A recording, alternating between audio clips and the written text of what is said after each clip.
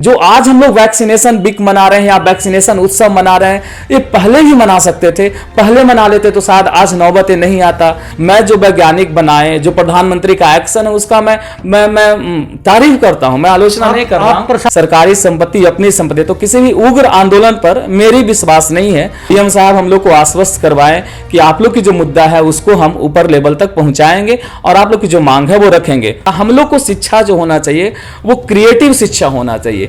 ये नहीं कि a+b का दी होल स्क्वायर अगर बता दिया तो रट्टा लगा लो, एग्जाम पास हो जाओ और बस काम निकल जाए। आजकल नमस्कार, मैं हूं विक्रमादित्य और आप देख रहे हैं बिहार लाइव 7। जैसा कि आप सब जानते हैं, बिहार में बिहार सरकार के आदेश पर 18 अप्रैल तक सभी शैक्षणिक संस्थान को बंद कर दिया गया है और बिहार में 7 बजे के बाद से पूर्णतः यूं कह सकते हैं कि लॉकडाउन की स्थिति हो जाती है। पूरे दुकान को बंद कराया जाता है और लोग सड़क पर न दिखाई दिए इसका भी ख्याल रखा जाता है। ऐसे में कोचिंग संचालक और स्कूल संचालक अपने आप को सबसे ज़्यादा परेशान बता रहे हैं। उन लोगों का कहना है कि हम लोगों की बिजनेस जहां ठप हो गई है तो वहीं छात्र और युवाओं की शिक्षा भी बर्बाद हो गई है। इन्हीं सब तमाम मुद्दों के साथ बात करने के लिए हमारे साथ मौजूद हैं प्रगति क्लासेस के निर्देशक सह शिक्षाविद अभिषेक शर्मा।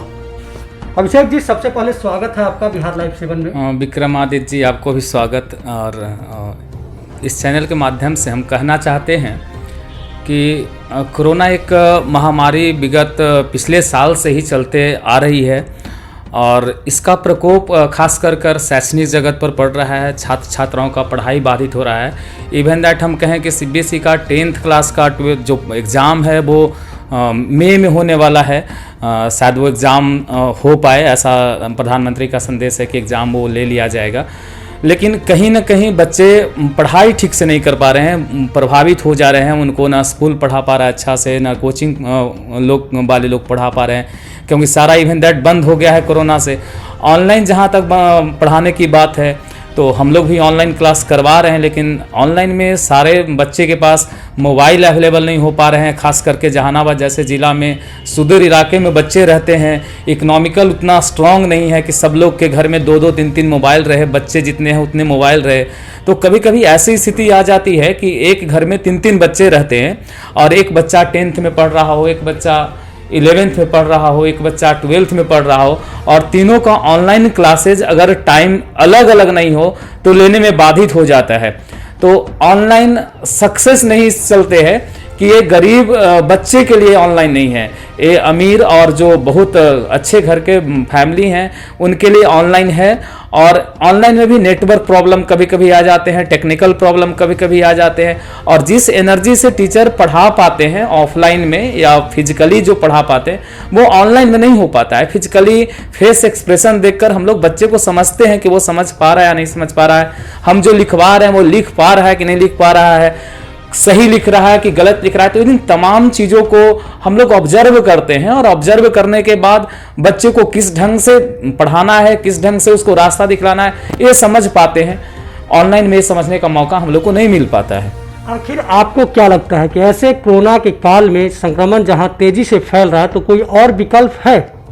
देखिए, हम लोग भी चाहते हैं कि स्वास्थ्य सबसे बड़ी पूंजी है और अगर कोई आदमी स्वस्थ है तो सब कुछ कर सकता है, लेकिन एक बीच का रास्ता होना चाहिए। स्वास्थ्य के साथ साथ पढ़ाई भी जरूरी है। ऑड इवन का मांग बहुत तेजी से अब शुरू हो गया है कि ऑड इवन के तरीके से, जैसे अरविंद केजरीवाल दिल्ली में पॉल्यूशन पर नियंत्रण पाने के लिए ऑड इवन का लागू किए थे, उसी तरह से क्लास को शुरू किया जाए, स्कूल को शुरू कराया जाए। नहीं, हम एक बात कहना चाहते हैं आपके चैनल के माध्यम से कि पिछले 1 साल से दिसंबर में कोरोना का आगमन हुआ था चीन में, तो दिसंबर से लेकर आज अप्रैल पहुंच गए हम लोग, यानी 1 साल से भी 1 साल 4 महीना 5 महीना के आसपास टाइम लगा।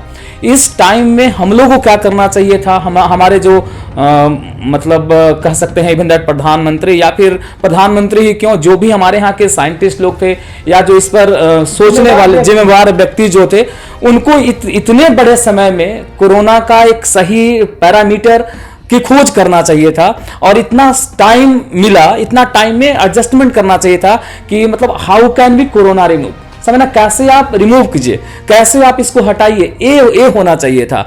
ये दुर्भाग्य की बात है कि हम इतने विकसित देश हैं और अभी तक हम लोग इस पर 100% से कहिए तो पकड़ नहीं बना पाए हैं, और यही वजह है कि सारे कुछ प्रभावित होता है। अगर इस पर पकड़ हो जाता कि हम लोग कोरोना को सही रूप से ट्रीटमेंट करने के लिए वैक्सीनेशन हो, तो जो आज हम लोग वैक्सीनेशन वीक मना रहे हैं या वैक्सीनेशन उत्सव मना रहे हैं, ये पहले भी मना सकते थे, पहले मना लेते तो शायद आज नौबतें नहीं आता।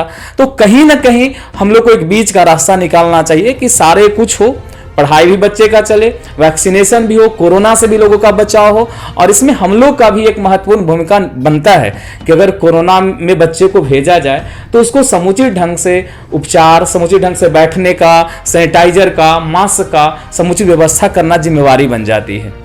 अभिषेक जी, आपको मानसिकता से जिस मानसिकता से आप बोल रहे हैं, तो उससे ये क्यों ना कहा जाए कि आप ग्रसित मानसिकता से ये सब चीज़ बोल रहे हैं, क्योंकि अपने देश में कोरोना जैसी वैक्सीन सबसे पहले आया है और अन्य देश को हम लोग, इस देश जो है भारत, कोरोना वैक्सीन दे रहा है। ऐसे में जब साइंटिस्ट की, प्रधानमंत्री की तारीफ करनी चाहिए थी, तो आप जो है उनका आलोचक बने हुए हैं। आलोचक नहीं मैं बोला, मैं ये नहीं बोल रहा, लेकिन आपने ही बोला कि दूसरे देश को दे रहे हैं, अपने देश में भरपाई नहीं हुआ, दूसरे देश को दे रहे। मैं आलोचक नहीं हूं, हम बोल रहे हैं कि इस पर 100% पकड़ बना लेनी चाहिए था।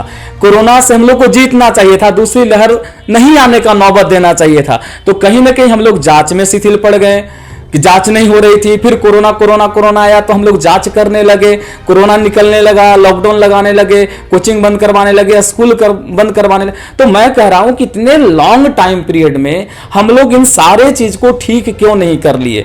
मैं जो वैज्ञानिक बनाए, जो प्रधानमंत्री का एक्शन है, उसका मैं तारीफ करता हूं, मैं आलोचना नहीं कर रहा हूं। आप प्रशासन से क्या मांग करते हैं, क्या चाहते हैं प्रशासन से? अब देखिए, प्रशासन का ये तो बस की बात नहीं है, तो जो क्राइसिस मैनेजमेंट ग्रुप है उसके बस की बात है, और वो सरकार के आदेशानुसार ही क्राइसिस मैनेजमेंट ग्रुप जो है, पूरे टीम जो कोरोना का प्रकोप है या किसी ढंग की आपदा है, वो तय करता है कि क्या करना चाहिए। तो हम चाहेंगे कि क्राइसिस मैनेजमेंट ग्रुप कोरोना की लहर को देखते हुए कोचिंग स्कूल पर भी कुछ निर्णय, ऐसा ऑथेंटिक निर्णय ले कि बच्चे के स्वास्थ्य भी प्रभावित ना हो, और जो आम कोचिंग व्यावसायिक हैं या फिर बच्चे के जो पढ़ाई का हित की बात हो, उन सारे लोग का क्लियरेंस हो। मैं ये कहना चाह रहा हूँ। जैसे कई जगह से एक बू आ रही है कि कोचिंग संचालक और स्कूल संचालक अब सड़क पर उतरने वाले हैं, छात्रों को लेकर सड़क पर उतरने वाले हैं। सासाराम से जो दृश्य आई थी आपको पता ही होगा। क्या इस तरीके की राजनीति अंदर अंदर चल रहा है प्रशासन के खिलाफ? देखिए, हम तो अहिंसा परमो धर्म के मानने वाले हैं, हम अहिंसा पर विश्वास करते हैं। उग्र आंदोलन करने से कोई फायदा है नहीं। उग्र आंदोलन करने से आप किसी पर्सनल की संपत्ति बर्बाद नहीं कीजिएगा, सरकारी संपत्ति बर्बाद कीजिएगा, रेलवे को डिस्टर्ब कीजिएगा, आवागमन को डिस्टर्ब कीजिएगा, तो ये आपकी संपत्ति है, सरकारी संपत्ति अपनी संपत्ति। तो किसी भी उग्र आंदोलन पर मेरी विश्वास नहीं है।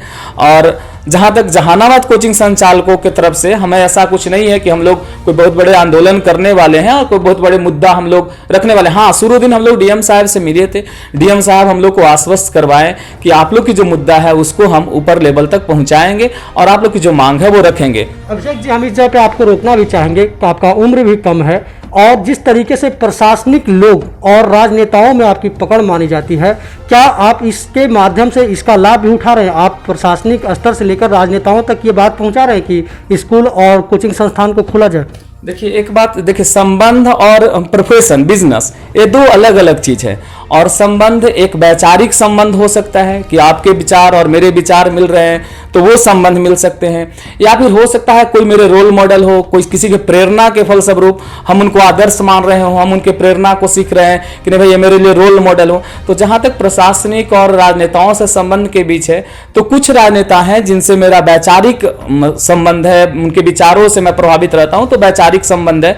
और प्रशासनिक जहां तक बात है तो कुछ ऐसे है मेरे जान पहचान के, उनसे संबंध है जिनसे मैं प्रेरणा लेता हूं, क्योंकि आईपीएस और आईएएस लोगों का संघर्ष की गाथा होती है। तो मैं चाहता हूं कि उनमें कहीं ना कहीं वो जो संघर्ष की गाथा है, पॉजिटिव जो चीजें हैं वो हम गेन करें, तो वो संबंध उस ढंग की है।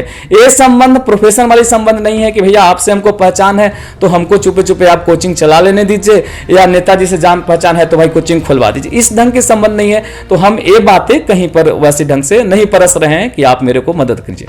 आप शिक्षाविद माने जाते हैं, इसलिए एक सवाल आपसे यह भी बनता है कि नई शिक्षा नीति जो आई है उस पर आप क्या सोचते हैं, कैसा आपको नजरिया से क्या लगता है? एक सिंपल जो है सवाल है कि आप एक एंड्रॉयड फोन खरीदते हैं, तो मैं तो सस्ता मोबाइल ही यूज करता हूं, तो कल तक रेडमी 9 प्रो था, 8 प्रो था, 7 प्रो था, तो हम लोग एक साल में अपने एंड्रॉयड सिस्टम को, अपने मोबाइल के मॉडल को बदलना चाहते हैं। देखिए, विंडोज को बदलना चाहते हैं, तो एक साल में हम लोग ये सिस्टम बदलना चाहते हैं। तो हमारे देश में तो शिक्षा नीति कब से थी, इसको प्रधानमंत्री बदले हैं तो ये स्वागत योग्य है, लेकिन एक कहां तक ऑथेंटिक होता है ये तो भविष्य बताएगा। हम लोग को शिक्षा जो होना चाहिए वो क्रिएटिव शिक्षा होना चाहिए। ये नहीं कि a+b का दी होल स्क्वायर अगर बता दिया तो रट्टा लगा लो, एग्जाम पास हो जाओ और बस काम निकल जाए। आजकल जो हम शिक्षा हम लोग ग्रहण जो कर रहे हैं, या आजकल जो हम लोग को शिक्षा जो मिल रहा है, हाँ, वो सिर्फ एग्जाम पास कर लो। हम लोग मीडियम फैमिली से बिलोंग करते हैं, पापा मम्मी का सबसे पहला, आजकल जो बच्चे हैं उनका सबसे पहला मकसद रहता है कि एग्जाम में अच्छा नंबर आ जाना चाहिए, नौकरी लग जाना चाहिए, 4th ग्रेड का भी नौकरी लग जाना चाहिए। वो बच्चे को क्रिएटिव नहीं बना रहे। तो आज शिक्षा ऐसा होना चाहिए कि क्रिएटिव होना चाहिए, नौकरी देने वाला शिक्षा होना चाहिए, नौकर बनने वाला शिक्षा नहीं होना चाहिए। आप ऐसी शिक्षा रट्टा लगा के अगर कर रहे हैं, आप पुर्जा लिख के पास हो जा रहे हैं, तो वो आप नौकर बनने वाला शिक्षा ले रहे हैं और नौकरी देने वाले शिक्षा नहीं कर रहे हैं। नौकरी देने वाला शिक्षा क्रिएटिव शिक्षा होती है, और इस बार नई शिक्षा नीति में हमको लगता है प्रधानमंत्री इसका विशेष ख्याल रखे हैं, तो स्वागत योग्य है उनका ये बात। छात्रों से आप क्या अपील करने का चाहेंगे जो जहानाबाद के छात्र हैं, अभी क्लास नहीं आ पा रहे हैं, कैसे पढ़ाई करें, और उन लोगों से आप अपना व्यक्तिगत रूप से जो आपके छात्र हैं उनसे क्या अपील करेंगे? हम छात्रों से अपील करना चाहेंगे कि जो भी कुछ पढ़ाई हुआ है उस पढ़ाई को इस बंद के दौरान एक बार रिवीजन कर लें, और ऑनलाइन क्लास चल ही रही है उसका भरपूर फायदा उठाए। नहीं समझ में आए, पर्सनली टीचर से कांटेक्ट में रहे, टीचर से टच में रहे कि सर मेरे को यहाँ समझ में नहीं आए, और टीचर को भी चाहिए कि भरपूर प्रयास करे कि इस दुख की घड़ी में बच्चे के साथ दे, कि ताकि बच्चा का इन फ्यूचर खराब ना हो, बच्चे पढ़ने में कामयाब हो। चलिए, बहुत बहुत धन्यवाद आपका। आपको भी धन्यवाद विक्रम जी। तो ये हमारे साथ अभिषेक जी थे। अभिषेक जी का साफ कहना है कि कोचिंग संस्थान और स्कूल को खोलने के लिए सरकार को कोई ना कोई विकल्प ढूंढना चाहिए। हालांकि ये इनका तर्क है, बिहार में कोरोना लगातार तेजी से फैल रहा है, ऐसे में कोचिंग संस्थान और स्कूल को खोलना वाकई में प्रशासन के लिए भी चुनौती है, सरकार के लिए भी चुनौती है, और बढ़ते हुए कोरोना को देखते हुए जो भी गाइडलाइन आएगा उसका पालन करने का ये बात कर रहे हैं। जिस तरीके से सासाराम से तस्वीर आई थी, वो कोचिंग संचालक के द्वारा प्रायोजित ढंग से वो तस्वीर को क्रिएट किया गया था। ऐसे में ये कोचिंग चलाते थे, तो इनसे भी हमारा ये सवाल था कि क्या सासाराम की जो तस्वीर थी वो वाकई में किसी भी तरीके से सराहा जा सकता था। उस पर इन्होंने कहा कि नहीं, जो भी प्रशासन का रूल है उसे पालन करना चाहिए और प्रशासन के साथ कदम से कदम मिलाकर चलने की जरूरत है। वाकई में आप अपना भी ख्याल रखिए और कोरोना को देखते हुए अपने परिवार के साथ रहें, कम से कम बाजार निकलें, और जो छात्र हैं वो जिस पढ़ाई को पढ़ पाए थे, जो पहले जो पढ़ाई हो गई थी उस पर एक बार रिवीजन फिर से कर लें। और जैसे ही कोरोना खत्म होगा, सरकार भी नहीं चाहती है कि एजुकेशन को बंद किया जाए, पढ़ाई को मतलब बच्चों के भविष्य को बर्बाद किया जाए, लेकिन जब जिंदगी रहेगी तभी पढ़ाई का मतलब समझ में आएगा, तभी पढ़ाई का फायदा होगा। ऐसे में आप अपना रखिए ख्याल। अभी के लिए बस इतना ही। लगातार खबरों के साथ बने रहने के लिए देखते रहें बिहार लाइव 7।